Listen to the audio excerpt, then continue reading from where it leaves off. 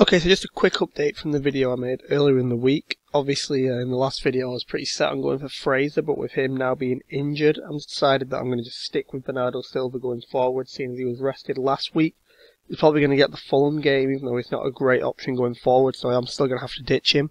Just by banking that transfer, which is what I'm pretty sure I'm going to do this week, that will just leave me in the same long-term transfer, predicament as I was in the last video when I had Fraser for this game week. So, going forwards, I can do all the same things we talked about me in next week. At the minute, the plan is to either go Fraser if he's back and fit, and then sell Zaha for Vardy, because I do really want Vardy, but if Vardy's not fit, then Damari Gray and maybe Traore or Seri are the only really other options I want, and I'm not sure if I want double Leicester, so I'm not sure what to do about that. As I discussed in the last video, Ramsey is tempting me for this week and for Arsenal's fixtures going forwards, but it just feels like selling one rotation risk for another, so I just want more time to see what's going on with Ramsey.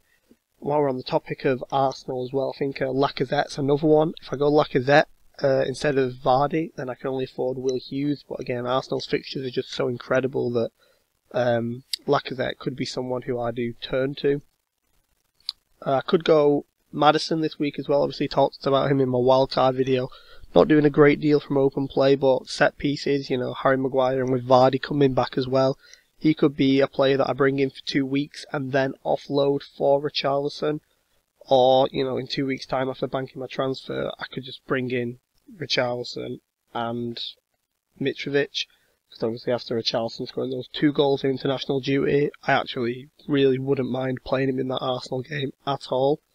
If I do next week, decide to take a -4 to bring in, let's say, a Lukaku or a Hazard, then that would prevent me from being able to bring in a Richarlison, so I'm not really too sure what to do. But if I do go Richarlison Mitrovic, I would let me keep Lucas Moura, which I think I want to do. It just depends because of his great form, but we just got Son who might steal his starting spot. And when I bring in Richarlison and Mitrovic, I can also keep Zaha if I want to. Obviously, I'm not too sure what's going on with his injury. Current reports are that he might be back and fit to play this game week. I can afford to keep him and just sell Danny Ings instead of Zaha, which is something that appeals to me at the minute. Not that I particularly want to sell Danny Ings, but Mitrovic is looking like a must-own. The one problem that I do have with my team this week is if Bernardo Silva and Zaha are both not fit, I do not have the bench to cover it, and especially with Ings having a Liverpool game next week, and with Lucas Moura,